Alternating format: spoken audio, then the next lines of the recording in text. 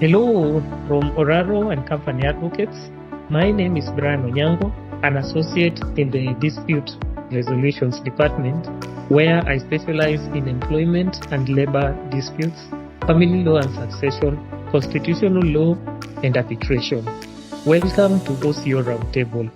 This episode is a continuation of the last episode, commemorating the International Day for Persons with Disability, and we will pick up where we dropped off last time by discussing the interplay between PWD inclusion in Kenya and its relevance in attaining the SDGs. We still have the pleasure of hosting our guests, Samuel, who is the CEO of Ulemavu Research Institute, and Jolene, the Executive Director of Spina, Bifida, and Encephalocele Trust. Let us jump into the topic. Rescuing and achieving the SDGs may be a thing we want to achieve. It only becomes practical when focus is narrowed down to specific context. Kenya is one of the countries that is actively engaged in programs designed to achieve SDGs. We have heard about the Big Four agenda, the Universal Healthcare, Vision 2030, and various environmental initiatives targeted at addressing climate change, not forgetting the recent National Tree Planting Day. With regard to disability inclusion, where are we as a country, Samuel? Where are we? Perhaps it would be easier to enumerate a few things that could then be described as achievements, and which, if enhanced or revamped, can then lead towards the achievement of sustainable development goals. Starting with the legal and policy framework, it is true that the country has promulgated a new constitution with a very comprehensive Bill of Rights, wherein persons with disabilities have been allocated an entire article just discussing on the need to include persons with disabilities in all facets of life. And discrimination is clearly outlawed in Article 27. We also know that previously, even before the SDGs, Kenya had ratified the UN Convention on the Rights of Persons with Disabilities, which unlocks a lot of potential. There is a greater operationalization of the Persons with Disability Act 2003 with the establishment of the National Council for Persons with Disabilities, which promotes the realization of rights and equalization of opportunities for persons with disabilities. We also see that there is the National Disability Policy that was launched in 2019, and the Disability Inclusion Strategy, National Action for, the inclusion of persons with disabilities, National Action Strategy, which serves the same purpose. We also have the sector policy for learners and trainees with disabilities in the education sector. Kenya co-hosted, together with the United Kingdom, the Global Disability Summit in 2018, wherein Kenya made several commitments towards disability inclusion. So in the legal and policy framework, those are some of the things that can be mentioned. Of course, we must also mention the Social Assistance Act, the National Social Protection Policy, and many such good policies that have been formulated. We also can see that in the budgetary allocation, maybe I could mention this year, 2023-2024, I just checked that there is about 450 million that was set aside for persons with disabilities. They referenced it as National Development Fund for Persons with Disabilities. Of course, therein lies a problem in terms of fragmentation of that funding, because part of it goes to the NFDK and another one goes to the National Council for Persons with Disabilities. There should be problems there with accountability. But yes, the funding is there, may not be adequate, but we see an increase in such funding in comparison to what used to be there earlier. We also see some work being done in the area of representation.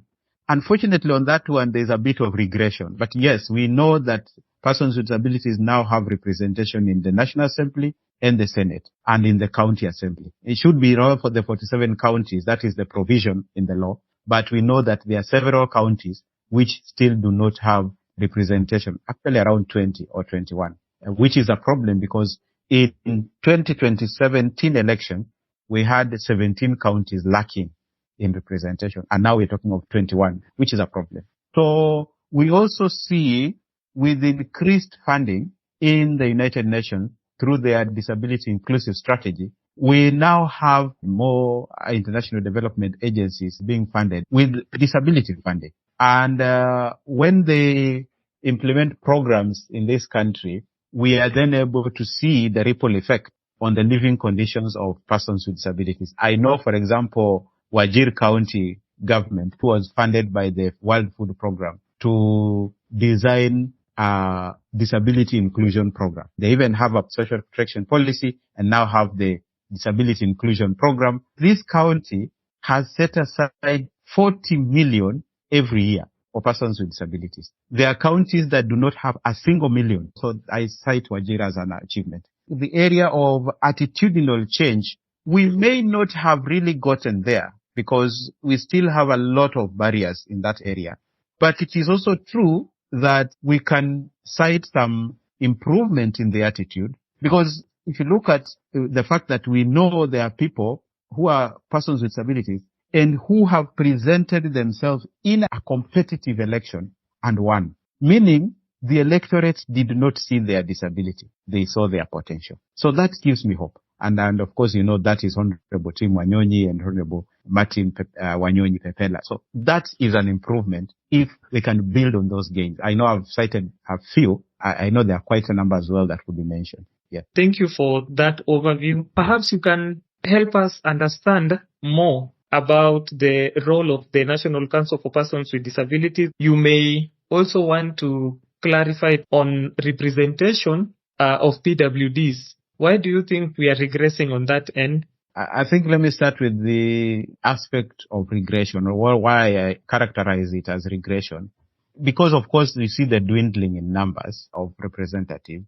Why? I think is misunderstanding of that clause. Because it is required in the Constitution, Article 100, that the Parliament should enact a law to guide representation of marginalized groups. They chose to make it part of the Elections Act. And of course, it is shallow. There is no clear criteria of nominating this person to represent persons with disability. So then it means that they become tokens that are used by political parties to reward their friends. And I think on that front, we will give some recommendations of what we think needs to be done. Number two, on the role of the National Council, it's clearly provided for in Section 7 of the Persons with Disabilities Act. Too broad in my view, but yes, they do advisory, they do policy formulation, and to their disadvantage, in my view, they also implement programs. And I say to their disadvantage because their size and the level of funding they receive does not allow them to be program implementers. But yes, they implement programs, they provide bursaries, scholarships, assistive devices, economic empowerment fund for groups, and some funds on awareness creation, albinism fund, and most recently, I think there is fund for persons with developmental disabilities. They do quite a lot, which unfortunately is not commensurate to the funding and the staffing that they have available. Yeah, thank you, Samuel. On education, and this I want to ask Jolene, are we making any progress? I would talk about SDG before I reach the education, which is number 4. When we talk about SDG number 1 and number 2, we are talking of poverty and hunger. Right now in Kenya, it's a very sorry state. I keep wondering why is disability closely related to poverty, so that most families of people with disability are below the poverty line, as it was said. Taking care of a child specifically or a person with disability is very expensive. Achieving this goal has been a challenge for Kenyans, because when you're talking of vulnerable, most needy, we are talking about marginalized, we still find disability in this group. That also informs the level of income that these people have within their families. Again, I will talk about good health and well-being. Number 3, we can't separate disability and health. The issues of rehabilitation, assistive device, early intervention, which is very key to somebody's living independent life, someone with disability. I also keep wondering the issues of the health worker, the personnel, their understanding level and capability to really serve persons with disability. For example, if I talk about sign language and the deaf, how many health workers understand sign language? And therefore, if a deaf person comes to the hostel, will get the service. So these are still challenges in terms of SDGs that needs to be addressed. We have issues of sexual reproductive rights, health rights for persons with disability. We've had cases where the women with disability, if they conceive and they're going to hospital for antenatal clinic, people keep wondering who made them pregnant. Why are they getting children? Just coming sort of saying, why must you have a child if you're a person with a disability? Sometimes visits to hospital, for example, annually we have to do a test. We have to do a scan for the kidneys to know whether they are functioning in the case of Spina Bifida. If that test is not covered within NHIF, this poor family will not do it. And failure to do it can lead to kidney infection and liver, and then we lose the person with disability. When we come to gender, I remember recently we were in a committee that was working on the memoranda to present to the 2/3 gender committee on inclusion of persons with disability even within the 2/3 gender, so that when we are achieving 2/3 gender, then in that not more than 2/3 we can have the 5% inclusion of persons with disability within. On education, currently, as given by the Ministry of Education, we have 450 special needs schools in Kenya versus how many other schools? Yes, we are talking about integration. When we integrate persons with disability in the regular schools, do we have the infrastructure to take care of their needs? And for the special needs education, do we have infrastructural development to ensure that the school is able to have the persons with disability that it is designated for? That is still a challenge, a big gap in education. We have a LIMU scholarship, and allow me to give you a painful experience that in 2022, a LIMU scholarship gave 9,000 students full scholarship from poor and needy families. In 2023, 10,574 children were given scholarship. And in all that, none of them was a child with disability who got scholarship from the government. So that tells you, out of the 450 schools that we have, there was no child that qualified for the LIMU scholarship. Again, from the TSC, they indicate that there's acute shortage of special needs teachers in Kenya. That means the learners with disabilities are not served well. On the same education, I would want to say that we have a good intention. And I think right now, before the Senate, there are 3 bills that were presented. One is Learners with Disability Bill that focuses on ensuring the learners with disability achieve the goal that is intended. Again, we have Sign Language Bill before the Senate.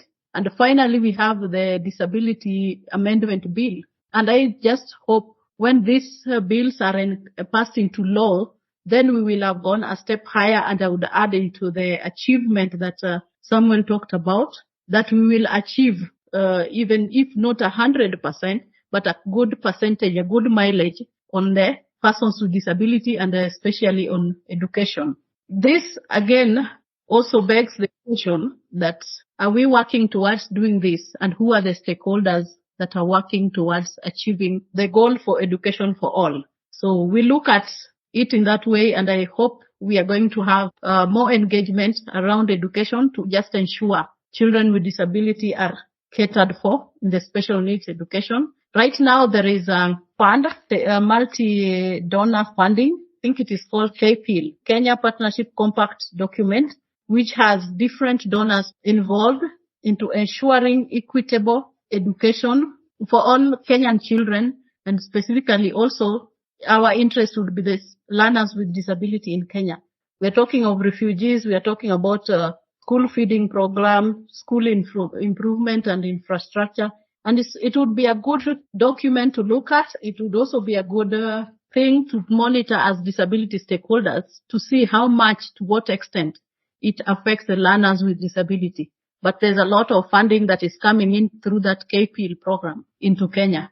Jolene, and you say correctly that stakeholders have a role in ensuring that all these things are achieved. The realization of whatever we want to seek has to involve a number of players. I want to point out one specific provision of law on succession, which requires when a person is making a will, for that will to be valid, it has to be attested to by two competent witnesses, and that attestation is to be done in the presence of the person making the will. Meaning that when you are making the will, one of the witnesses must be there and they must see your signature. That requirement implies that persons who are blind have no capacity to witness to a will.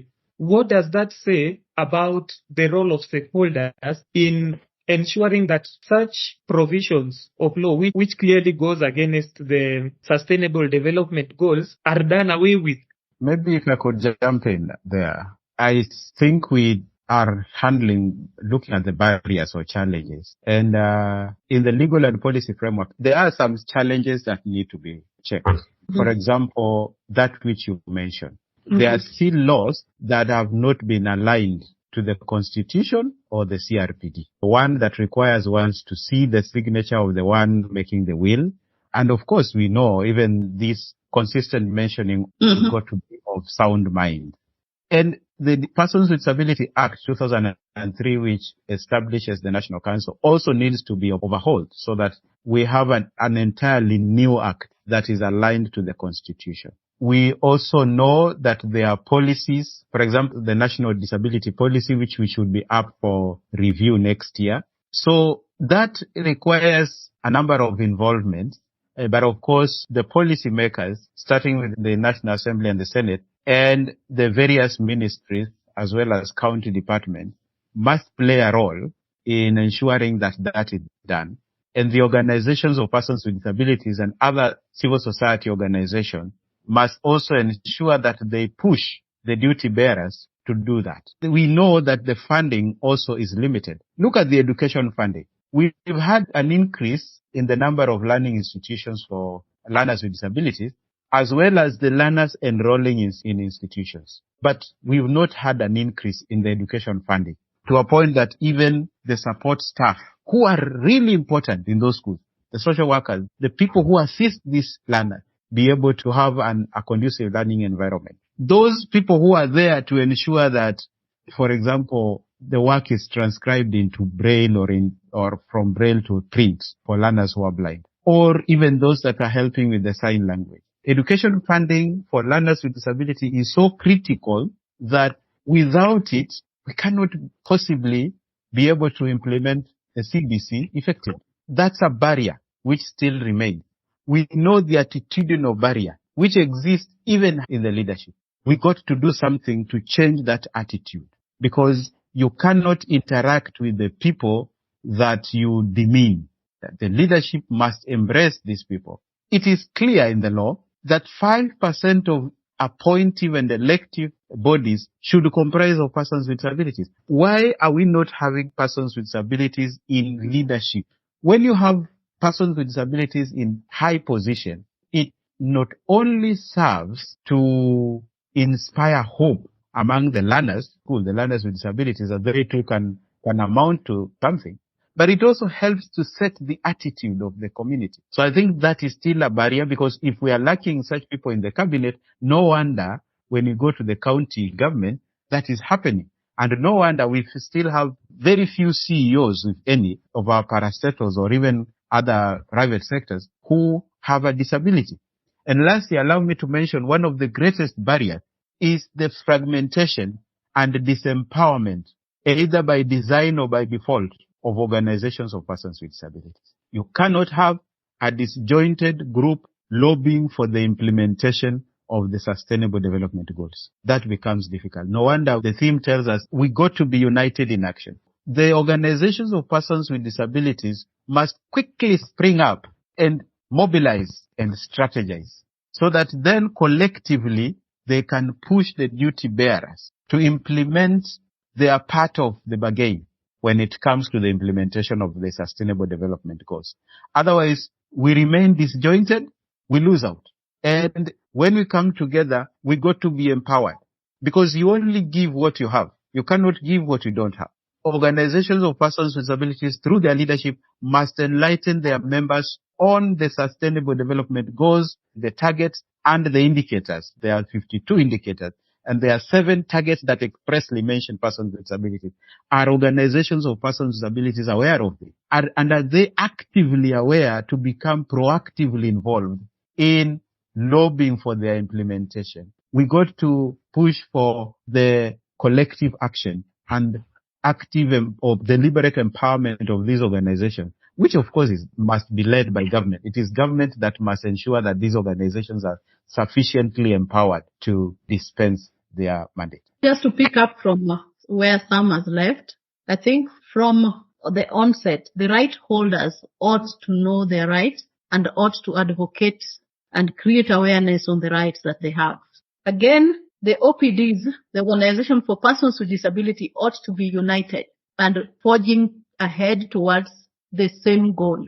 To the national and the county governments, where is a disconnect of achieving the threshold and the goals? It calls for more advocacy, for more awareness.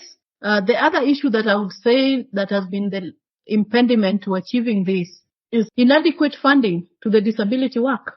Disability has a lot of issues that needs to be addressed, but in most cases the funding is not enough. Even the donors, non-state donors that fund disability, there are very few. Most funding goes elsewhere. Again, there's socio-economic challenges that we are going through. If you are seen to have working towards disability issues, there's a lot of stigma around disability. That has not ended. A lot has been done, but there's still stigma, especially in the rural areas, and the persons with disability are not empowered, the community are not empowered. Those are barriers that needs to be put aside so that we look towards achieving the goal. Yeah, and also there's the aspect of visibility of persons with disabilities, because someone would attribute some of the barriers you've highlighted to lack of visibility on the part of persons with disabilities. And they will say that it is not possible for us to, in the context of election, elect someone who was not even offered themselves as candidates in an election. And you also cannot go there and force someone to vie in an election. And I will give an example with lawyers. There are so many qualified advocates with disabilities, but how many of them do you know or you have come across who engage in active practice of law? Why are persons with disabilities lacking in visibility? Maybe, Brian, just to give you an example and respond to that. Yes, Yolene. One, yes. Have we created an conducive environment for these advocates? Have we created an environment where people with disability in all spheres of life feel comfortable to achieve? I can tell you, my employer for a long time did not know I have some form of disability, because anytime you go for an interview, you present yourself, you present your documents, then you go for an interview and they get to know there's a disability behind the scene. They begin to judge you from the disability and not the capacity of work. So we tend to shy away because of the fear of being stigmatized, the fear of being labeled, and that also affects our being involved in advocacy and awareness on disability issues. Just to add something before we leave the issue of barriers, I think at some point I said that to the disadvantage of the National Council for Persons with Disabilities, they also implement programs. That makes them leave out a very key aspect of disability inclusion, having a comprehensive awareness creation program throughout the country. When you don't have a deliberate effort, well coordinated to create awareness, where we even have disability ambassadors in every ministry and in every county, these are the things that happen. Because from what Jolene says, it is evident that we don't have clear awareness creation program within the judiciary or even within these other ministries and departments and agencies. As things stand now in this country, we don't have a comprehensive awareness creation program that targets the people in the language that they understand. If that is not done, that remains a barrier. In light of the discussions we've had so far, touching on the barriers, we have examined the state of disability inclusion in Kenya. We've looked at the legal framework and the gaps that are there in relation to the Sustainable Development Goals. It is not to say that we have not made progress. Some of the laws that we have enacted as a country has really contributed a lot to attempting to achieve disability inclusion. We are better than, before the 2010 Constitution came to place. We have made some steps forward, but there is more to be done. And now, in light of that conversation, what recommendations will you propose if we are to achieve a disability inclusive Kenyan society and ensure that our laws and policies are responsive to the SDGs? Samuel? Number one, in view of Kenya having ratified the CRPD, the UN Convention on the Rights of Persons with Disabilities, and promulgated a new constitution, Kenya must now go into its laws, the penal code, and check which aspects of the law are not in tandem with the CRPD and the constitution. Which policies require being repealed or reviewed, so that in terms of the legal and policy framework, we eliminate every clause, every aspect of policy that is impeding the achievement of disability inclusion as espoused in the SDGs. Number two, we must begin to then embrace good practice of disability inclusion as benchmarked by some countries that have made tremendous steps in that regard, particularly the Scandinavian countries. We send people out there to benchmark. It is high time we implemented those things that we learn out there so that we reduce the policy implementation gap. Number three, disability funding has to be increased and we remove the fragmentation. If we identify one agency, currently we have the NCPWD and the NFDK, the National Fund for the Disabled of Kenya, and the National Council for Persons with Disabilities. Where is the rationale of having these two agencies? We need to have one agency that is tasked with disability matters and then properly funded to take care of its mandate. In fact, in doing that, even the law establishing it has to be clear and spell out articulately its mandate so that we are not all over the place. You saw I concerned that the council is implementing most of these programs. They ought not to be implementing the organization. They should be advising. They should be guiding in how to formulate policies, going out there and identifying good practice and then importing it to the country and seeing how best that can be done. Number four, we need a very comprehensive awareness creation program for disability inclusion. Make a case for disability inclusion. That disability inclusion is as much a human right as it is an economic necessity. When you achieve disability inclusion and by extension the Sustainable Development Goals, you help to increase the national GDP. The money that would go into helping out these people who cannot work, these people who you think cannot work, when they are in gainful employment, they will contribute to the economy. Number four, invest more in implementing Article 43. Social and economic rights. Deliberate, because education is the equalizer. All children of school-going age with disabilities must be in schools. And every qualified person with disability, who is a professional, must be at work. And by so doing, let's also remember to invest in social assistance programs. Because we know that there are persons with disabilities who will not be able to work for one reason or another. Do we have a comprehensive social protection program that is not only focusing on cash transfer, but all aspects of social protection, including the provision of assistive devices? In fact, I've even recommended that the provision of assistive devices must be devolved to county. It is proper to have county government take care of assistive devices because they know what their terrain looks like and what the needs of those people are like. And lastly, number 5, organizations of persons with disabilities. The government registers them. They must follow through with empowering them.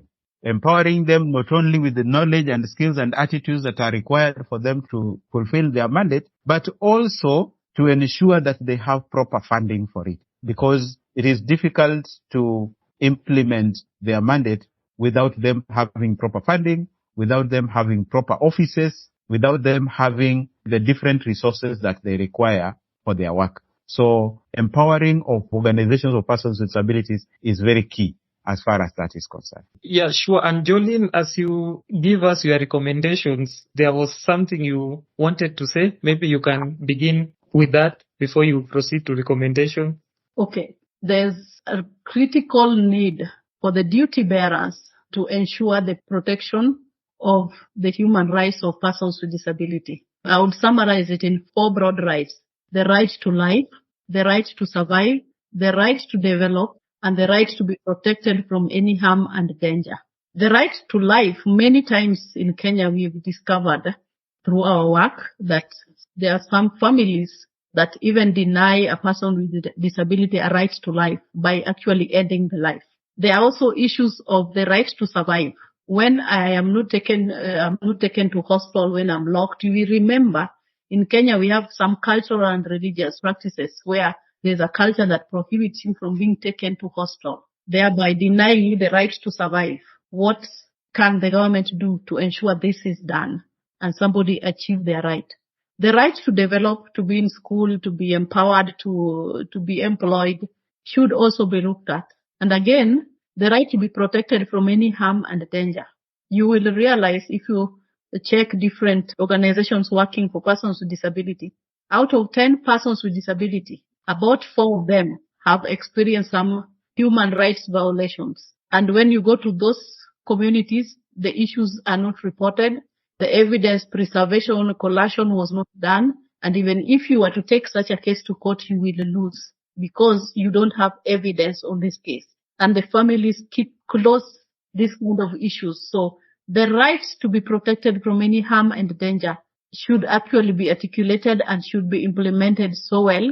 And the period by which the cases take from the time they are reported to the time the justice is served is also critical in these issues on recommendation and action that needs to be taken. I am very categorical that we would need to see the implementation, strict implementation of the laws and policies that we already have in Kenya for us to realize this.